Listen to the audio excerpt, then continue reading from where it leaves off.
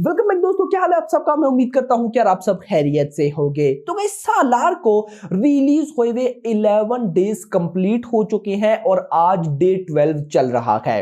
अब इन भाई साहब लगभग 12 दिनों में आपने एक चीज बहुत ज्यादा देखी होगी और वो ये है कि जबरदस्ती बार बार ये बोला जा रहा है कि भाई सालार फ्लॉप है, फ्लॉप है, फ्लॉप है, हिंदी में फ्लॉप है, वहां फ्लॉप है, वहां फ्लॉप है।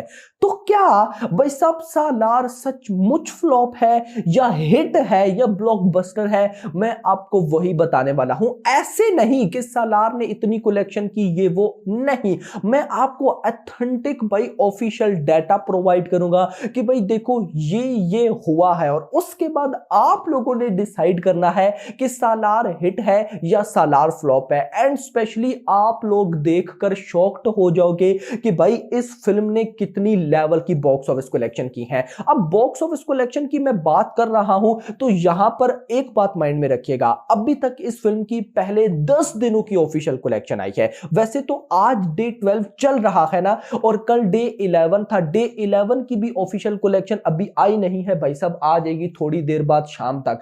लेकिन पहले 10 दिन यानी कि संडे तक की ऑफिशियल बॉक्स ऑफिस कलेक्शन आई हुई है मेकर्स की तरफ से भी, ट्रेड की तरफ से भी। मेकर्स के पहले 10 दिन के नंबर है 625 करोड़ रुपए, ट्रेड के पहले 10 दिन के नंबर है 530 करोड़ रुपए। मेकर्स को गोली मारो, मतलब मेकर्स की तो बॉक्स ऑफिस कलेक्शन लेकर मैं चलूंगा ही नहीं, क्योंकि बहुत से भाई लोग मुझे बोलते हैं कि मेकर्स को यार आप हटाओ, आप ट्रेड के नंबर्स बताओ। At the end count makers के नंबर्स ही होंगे, ये मुझे पता है, लेकिन चलो हम छोड़ देते हैं। हम यहां पर देखेंगे ट्रेड के नंबर्स, क्योंकि ट्रेड पर तो सबको बिलीव है। और ये जो मैं आपको 530 करोड़ नंबर भी बताए हैं, ये इंडिया की नंबर 1 ट्रेड है। यस, इंडिया की जो बॉक्स ऑफिस कलेक्शन ट्रैक करती है। तो ट्रेड पर तो किसी को भाई साहब मतलब कि कोई ये बोल ही नहीं सकता कि ये फेक है। ट्रेड तो 100 करोड़ कम चल रही है भाई साहब ऑफिशियल कलेक्शन थे। तो मैं उसी को लेकर चलूंगा जो कि अभी पहले 10 दिनों में हो चुकी है 530 करोड़ रुपए।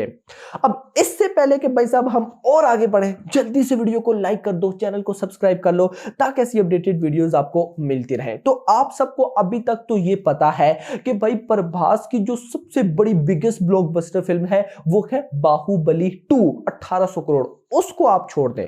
उसके अलावा 4 बहुत बड़ी फिल्म्स हैं, 4, बाहुबली, राधे श्याम, उसके बाद आदि पुरुष एंड भाई साहब साहू।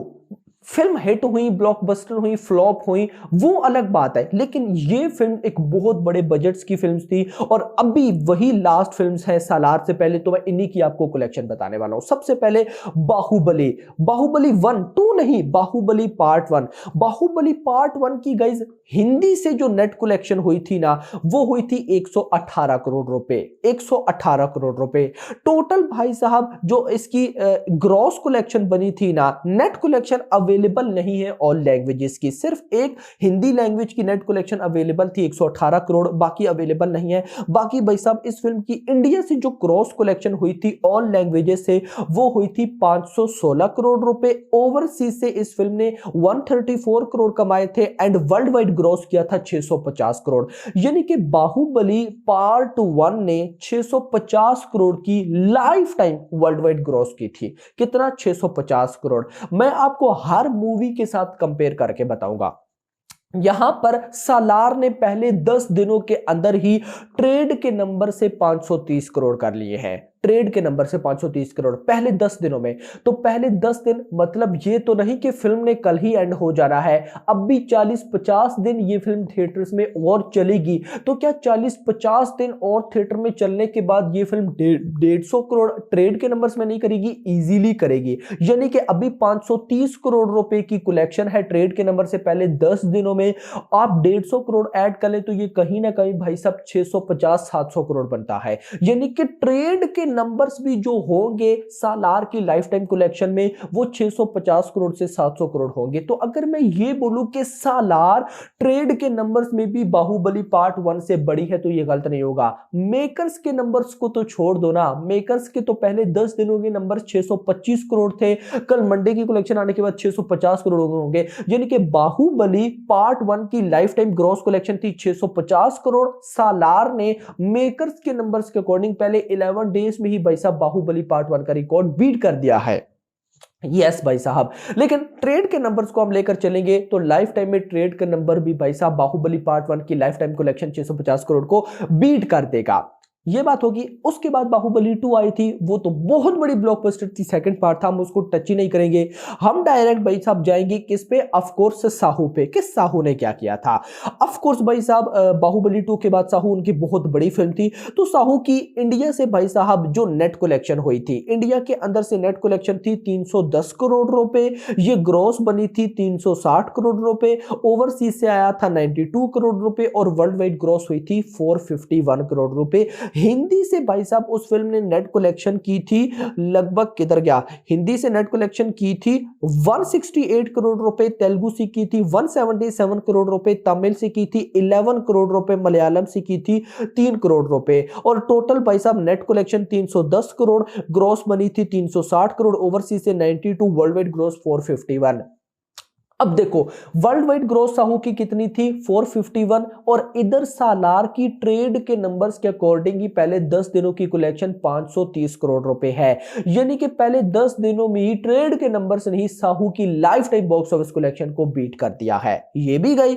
उसके बाद हम आ जाएंगे राधे श्याम पे। राधे श्याम का इस बजट बहुत बड़ा था 300 करोड़, लेकिन इस फिल्म की नेट कलेक्शन थी 104 करोड़ रुपए, ग्रॉस बनी थी 123 करोड़, ओवरसीज से आया था 26 करोड़ और टोटल बनी थी 150 करोड़। इस फिल्म को हम फ्लॉप कह सकते हैं। यस, ये फिल्म एक बुरी तरह से फ्लॉप हुई थी। 300 करोड़ का बजट था और इस फिल्म ने कमाए ही कितने थे, लगभग 150 करोड़, वो भी ग्रॉस कलेक्शन में। तो ये एक बहुत बड़ी फ्लॉप थी भाई साहब प्रभास की, इसको मैं मानूंगा कि ये फ्लॉप थी। लेकिन जो इससे पहले भाई साहब गई है साहू, जिसकी 460 करोड़ कलेक्शन है, वो फ्लॉप में तो एटलीस्ट नहीं आएगी, उसको आप बिल्कुल नॉर्मल सी हिट बोल सकते हो। इसके बाद आ जाती है आदि पुरुष, जिसका बजट था 500 करोड़। 500 करोड़ के बजट के बाद इस फिल्म की नेट कलेक्शन हुई है 288 करोड़, ग्रॉस बनी 343 करोड़, ओवरसीज आया 50 करोड़, वर्ल्ड वाइड ग्रॉस हुई 393 करोड़। यानी कि इस आदि पुरुष जो इसी साल में आए, इसी साल ही लास्ट ईयर आई थी 2023 में, जिसकी कलेक्शन थी 393 करोड़ लाइफ टाइम। और भाई साहब सालार की ट्रेड के नंबर्स के अकॉर्डिंग कितनी कलेक्शन है, 530 करोड़ रुपए। यस, पहले 10 दिनों के अंदर। नाउ एक बात डन हो गई कि भाई साहब प्रभास की बाहुबली 2 के अलावा जितनी भी फिल्म्स थी उन सब का रिकॉर्ड बीट किया है सालार ने। तो कौन है वो लोग जो ये बोलते हैं कि ये फिल्म फ्लॉप है। मुझे एक बात समझ में नहीं आती कि लोग इसके बजट को लेकर इतना क्यों बढ़ा चढ़ाकर बजाते हैं, जबकि खुद प्रशांत नील ने अपने इंटरव्यू में बताया था कि इन दोनों फिल्म्स का मिलाकर budget, Salaar part 1 and part 2, इन दोनों फिल्म्स को मिलाकर जो बजट है वो है 550 करोड़। अभी 500 करोड़ हो गया होगा मेरा भाई यार, चलो अभी 600 करोड़ हो गया होगा, मान लेते हैं अभी 600 करोड़ हो गया होगा, तो एक पार्ट का बजट बनता है 300 करोड़, मैक्स 300 करोड़। मुझे पता है ना गाइस, क्योंकि मैं प्रशांत नील को अच्छे तरीके से जानता हूं कि वो भाई साहब 450 करोड़ में फिल्म बनाता ही नहीं है, वो मैक्स 300 करोड़ की भाई साहब नेट 300 करोड़ के बजट में फिल्म को बनाता है। तो अगर 300 करोड़, ये भी मैं पर्सनली बता रहा हूं आपको, ज्यादा बता रहा हूं, उस फिल्म का बजट 250 करोड़ है सालार पार्ट 1 का, लेकिन चलो 300 करोड़ मान लो, 300 करोड़ के बजट में बनी हुई फिल्म अभी तक भाई साहब वर्ल्ड वाइड ग्रॉस कलेक्शन कितना क्रॉस कर चुकी है, पहले 10 दिनों में ही 530 करोड़ रुपए। ट्रेड के नंबर्स, मेकर्स को तो गोली मारो ना, 530 करोड़ रुपए। तो अब आप लोग मुझे बताएं, क्या लगता है ये फिल्म नॉर्मल है या हिट है या फ्लॉप है या क्या है। हाँ, एक चीज मैं जरूर बोलूंगा, और वो ये है कि इस फिल्म को भाई साहब वर्ल्ड वाइड, मतलब सारा कुछ करा के हिट का टैग लेने के लिए 700 करोड़ की कलेक्शन करना होगी वर्ल्ड वाइड ग्रॉस, जो कि ये कर लेगी। इतना मुश्किल तो नहीं है इस फिल्म के लिए, क्योंकि ट्रेड के नंबर्स पे भी देखो तो पहले 10 दिनों में 530 करोड़ है, लगभग 170 करोड़ बनता है। भाई साहब कल मंडे का दिन कैसा गया, कल मंडे के दिन पे, अच्छा बात नेगेटिविटी की हो ही रही है तो यहां पर भी आप सुन ले, मैंने कल बहुत सी ऐसी पोस्ट देखी है जिसमें यह बोला गया कि सालार की कल मंडे की कलेक्शन इतनी ज्यादा क्यों आई है। इवन कि जो ये बोल रहे हैं वो सचमुच के गधे हैं, उन लोगों ने ये नहीं देखा कि डंकी की भी कलेक्शन ने कल जंप लिया। सैम बहादुर, जो मैं नहीं जानता, वो नाम भी जानते होंगे सैम बहादुर, उसने भी कल 1 करोड़ कमाया। एनिमल भी चल रही है, वो 3 फिल्में चल जाए तो ठीक, सालार चली तो नेगेटिविटी। यानी कि इस फिल्म को लेकर जितनी नेगेटिविटी हुई है ना भाई, मैं कहता हूं अगर किसी और फिल्म को लेकर हुई होती तो वो अभी तक कहां भाग गई होती। इवन के मेकर्स ने कल हिंदी का जो नेट कलेक्शन है उसका भी पोस्टर डाला और वो था 150 करोड़, यानी कि पहले 10 दिनों के अंदर सालार ने मेकर्स के according Hindi net collection 150 crore कर ली है। तो दिस इज ब्लॉकबस्टर भाई। और एट द एंड चलेंगे मेकर्स के नंबर से ट्रेड के नंबर्स भाई साहब नहीं लगते। ट्रेड के नंबर्स जब जस्ट लोगों को बिलीव है कि कम होते हैं तो हाँ भाई यही सही हो सकता है। बाकी गाइस मेरी नजर में सालार कोई फ्लॉप फिल्म नहीं रही, ये एक फिल्म अच्छी थी यार। देखो ना, इस फिल्म को बस एक चीज मार दे गई और वो है नेगेटिविटी। नेगेटिविटी जानबूझकर इसलिए की गई कि भाई साहब आके ये फिल्म क्लैश या कोई और फिल्म क्लैश ना कर पाए। वो सब लोग समझ गए होंगे कि मैं क्या बोलना चाह रहा हूं। बाकी भाई साहब ये फिल्म भी एक बहुत अच्छी फिल्म थी, अच्छी कलेक्शन करके जा रही है। बस वो जो हमें उम्मीद थी 1000 करोड़ ये हो जाएगा वो नहीं हुआ, जिसका मुझे बड़ा दुख रहेगा। लेकिन पार्ट 2 है ना अभी, नो टेंशन। अभी तक के लिए इतना ही। होप्स आपको वीडियो पसंद आएगी, तो पसंद आई तो वीडियो को लाइक करो, चैनल को सब्सक्राइब करो और अगली आने वाली वीडियो में थैंक्स फॉर वॉचिंग।